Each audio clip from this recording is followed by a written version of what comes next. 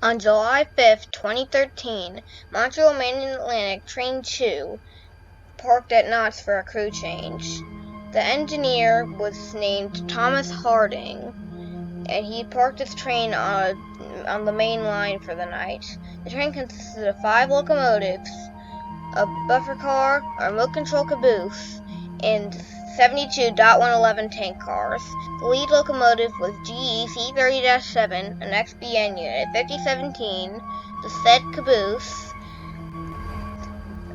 5026, another C30-7 XBN, CITX 3053, BN XBN 5023, and CITX 3166.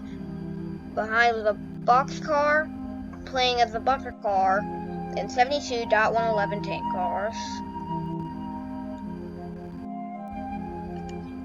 When the engineer left the scene for the night, he applied the handbrakes on a few of the tanker cars, the buffer car, and all 5 of the locomotives and the caboose. Also, when he left the scene, he reported seeing black smoke coming out of the engine's exhaust hole, but he figured he'd sort it out in the morning. Eventually, the smoke got so bad that shortly after he left the scene, fire starts to shoot out of the exhaust hole. Immediately, 911 is called, and they come to the scene. They shut off 5017 and then leave the scene because the smoke has stopped pouring out of the exhaust hole. Little did they know, this was a major mistake. After they had left the scene, the locomotive's electrical breakers were turned off to put out the fire. And that was probably the only thing holding the train in place. Little by little, by 12:58 a.m., the air brakes had dropped so much that they could no longer hold the train.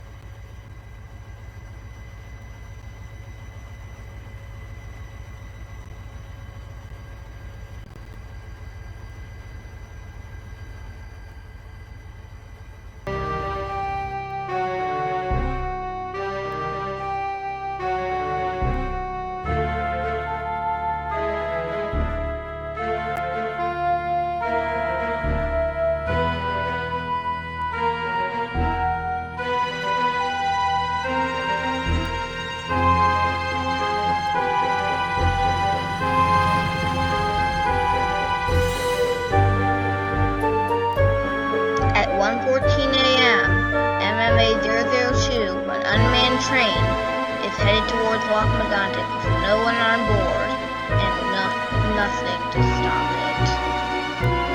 With a 10-mile-per-hour structure track just ahead, the chances of the 72-car-long train become slim. And the train has a very small chance of making it. 1:16 a.m., it happens.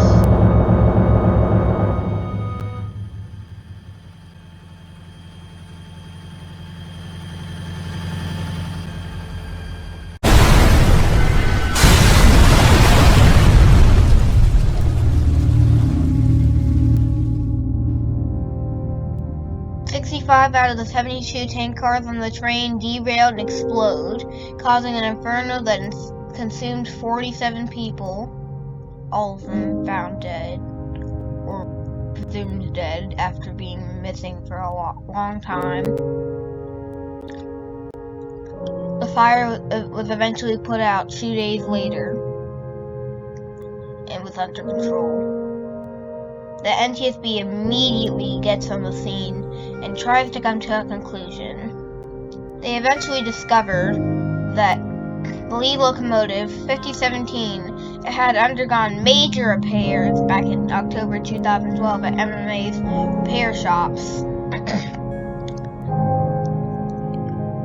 And to fix its exhaust hole, they added an epoxy-like material to try and fix that. Unfortunately, the epoxy-like material failed every single time they used it, leading to the malfunction that led to the runaway.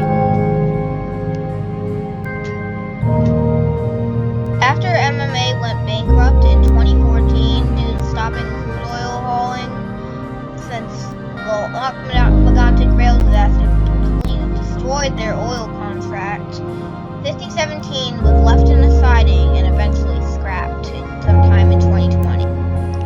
5026 was last photographed in 2018 and has presumably been scrapped since that date. 5023 was last photographed in 2017 and has also most likely been scrapped since then. Luckily for the SC40-2s, 3053 was returned to service and is still in service today.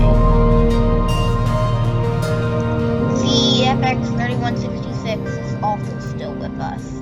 It still operates on the CEFX and is in healthy condition. And finally, VB1, the remote control caboose involved. It's still with us on an excursion railroad. Its remote control components have since been removed. However, the scars of the runaway and impending disaster still remain in Lac-Megantic. But the same year, tragedy would strike again in North America.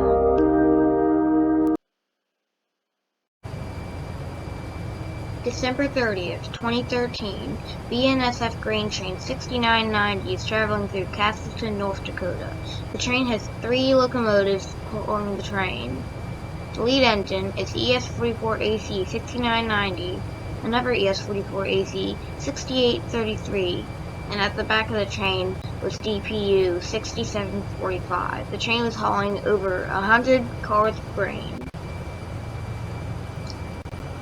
The train was going to pass by crude oil train 4934,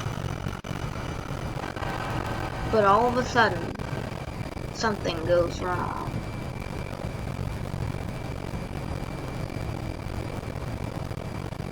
Something at the back of the train causes it to stop. BNSF grain car 486653 derailed onto the other track, the track that the crude oil train was barreling down on. The crew of the BNSF 6990 was unaware of this, but it would become a major problem later on. Meanwhile, BNSF crude oil train U-FYNHAY4-05T was rolling down the same track, with 2 engines in the lead and 1 in the back, just like 6990. On the head end is C44-9W 4934, ES44AH and 5958, a buffer car, 104 tanker cars, another buffer car, and ES44AC 6684 as distributed power. This train would come to a burning end. But unlike the Lac-Megantic rail disaster, it would end a little less catastrophic. Or should I say, less deadly.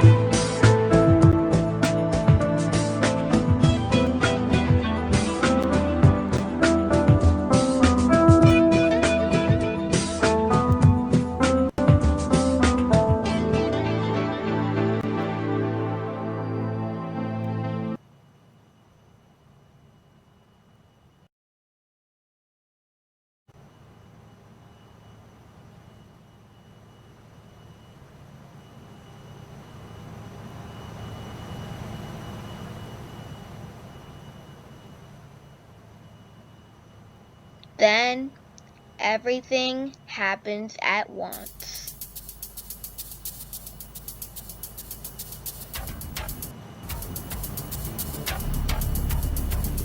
Signal maintainer, train going through Casselton. Did anything go wrong with your train there? I just seen a bunch of stuff fly off the switch here. Train is emergency 4934 launch yourself.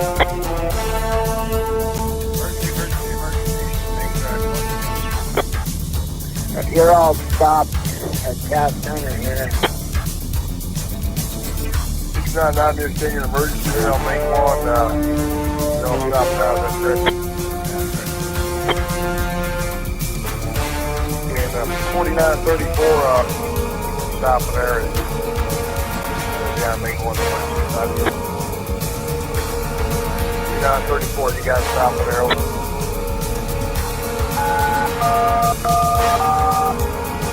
We are everywhere. There's a fire. We're a key train. Yeah, that's my audio dispatcher. Dispatcher emergency, we are everywhere. A key train, we are on fire. Which train is on fire there? Is that the 6990? 4934, 4934, we are derailed, we are all over, we gotta go. Grab your portable. Okay, 4934 is on fire, gotta go. Alright, well, call me as soon as you can. BNSFU-FYNHAY-4-05T hits the derailed grain car and derails. 18 of its tankers explode and burn. Everybody was able to get out okay, but a few of the locomotives weren't so lucky. 4934 and 5958 were scrapped after New Year's. An investigation was launched on the accident, and it was found that BNSF 486653 had microscopic cracks in its axles, which finally gave way on December 30th. And although the .111 tank cars have been replaced with the .117 tank cars, people still wonder if these things can happen. And they can. It just has to be violent enough. Unfortunately, nothing stops happening forever.